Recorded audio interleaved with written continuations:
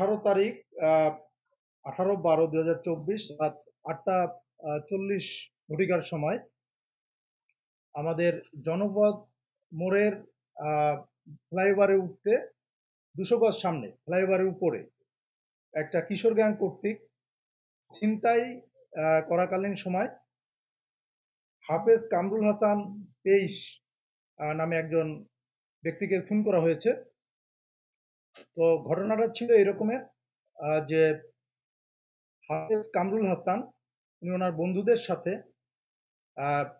সাজেক যাওয়ার উদ্দেশ্যে বাসা থেকে রায়েরবাগ থেকে বাসে করে আসছিলেন এবং তিনি ফ্লাইওভার উপরে নেমে তারপরে জনপদ মোড়ে যে ফ্লাইওভার উঠতে উনি ওই পথ দিয়ে নামার চেষ্টা করছিলেন এবং ওইটা নামার আগে 200 গজ সামনে 5 জন কিশোর, তারা হলো শাকিল, মোহাম্মদ আশরাফ, রোহান, শিফাত এবং আপন। এরা তার পথ রোধ করে এবং তাকে আমরা যে দুজনকে গ্রেফতার করেছি শাকিল এবং আশরাফ, তারা আমাদের কাছে বলেছে যে তাদের সাথী রোহান তাকে ছুরিকা মানে তার সাথে যে মোবাইল ছিল সেই মোবাইল ছিনিয়ে নেওয়ার সময় তাকে ছুরিকাঘাত করে 3বার সে চেস্টের উপরে স্টেপ করেছে এবং রোহানকে তারা মেরে ফেলেছে। পরবর্তীতে আমরা এটা নিয়ে যখন কাজ শুরু করলাম, আমরা দুজনকে গ্রেপ্তার করতে সক্ষম হয়েছি। এর মধ্যে তাদেরকে জিজ্ঞাসাবাদে তারা আমাদের কাছে বলেছে যে 5 জন ছিল, তাদের বন্ধু রোহান ব্রিজের উপরে ছিল, তারা হাঁটতে হাঁটতে ব্রিজের উপরে ওঠে এই আশরাফ, শাকিল, সিফাত এবং আপন এবং এই যে রোহানের সাথে দেখা হয় এবং ওই ব্যক্তি যখন আমাদের ডিসিস্ট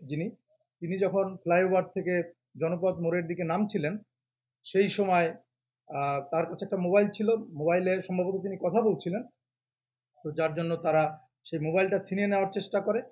মোবাইল যখন সে ছিনিয়ে নিতে যাচ্ছিল তখন সে স্বাভাবিকভাবেই সে তার মোবাইল দিতে চাচ্ছিল না, তখন রোহান তার কোমর থেকে একটা চাকু বের করে তাকে উপর্যুপরি ছুরিকাঘাত করে এবং ওই ব্যক্তি ওখানে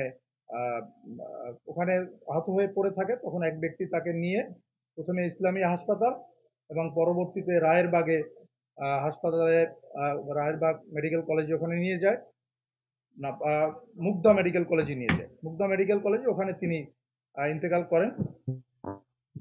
পরবর্তীতে আমরা এই দুজনকে আসলে গ্রেপ্তার করতে সক্ষম হয়েছে এবং তারা আমাদের কাছে ঘটনাটা স্বীকার করেছে যে তারা এই ঘটনা ঘটিয়েছে।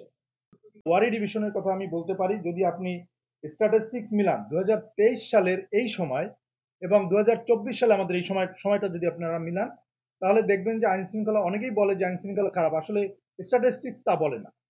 আমাদের স্ট্যাটিস্টিক্স কিন্তু বলে যে আমাদের আইন শৃঙ্খলা সেই সময় থেকে উন্নতি হয়েছে। আমি যদি একটা ডিসেম্বর মাসের কথা বলি, ডিসেম্বর মাস 2023 সালে আমাদের এই ডিভিশনে দস্যুতার ঘটনা, যেটা আমরা যেটা ছিনতাই বলি, যেটা মামলা হয় দস্যুতায়, সেই দস্যুতার ঘটনা ছিল 4টা। ওয়ারাস আমাদের এই ডিভিশনে এখন পর্যন্ত এই মাসে আমরা এই ঘটনাটা ধরলে একটা ঘটনা ঘটেছে। তো আমরা বলতে পারি যে অনেকে বলে যে আইন শৃঙ্খলা খারাপ, এই ধরনের আসলে কিন্তু পরিস্থিতি না। আর আমরা চেষ্টা করছি যাতে আমরা এই ক্রাইম যত কমিয়ে আনা যায় আমরা সেই চেষ্টা করছি এবং আমাদের ফোর্স সার্বক্ষণিক এটায় তৎপর আছে। এই ঘটনাটাও ঘটেছে কিন্তু ব্রিজের উপরে, আমাদের আমাদের পুলিশ ফোর্স নিচে করে, তো তারা হয়তো অথবা এই ব্যক্তি বা আমি বলবো যে ব্রিজের উপর থেকে যেহেতু নেমে আসছিল, ওরাও যে টার্গেট করে গিয়েছে এই রকমের আমাদের কাছে এখন পর্যন্ত তথ্যে মনে হয়নি। কারণ এটা জাস্ট তারা সামনে পেয়েছে এবং তারা মনে করেছে যে তারা এটা ছিনিয়ে নিতে পারে, করেছে। যখন উনি ডিসিস যখন তার ফোনটি দিচ্ছিল না, তখন তার কাছে চাকু থাকার ফলে তারা স্টেপ করেছে।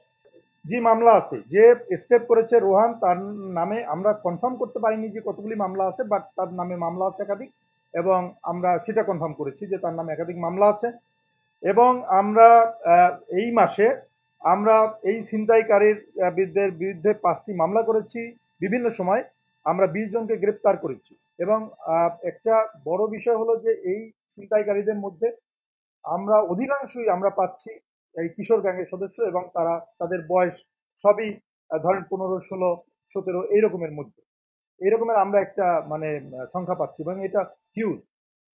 তো আমরা এটা কাজ করছি, আমরা ব্যাপকভাবেই কাজ করছি। আমরা আশা করি যে এটা আমরা আরো কমিয়ে আনতে পারবো।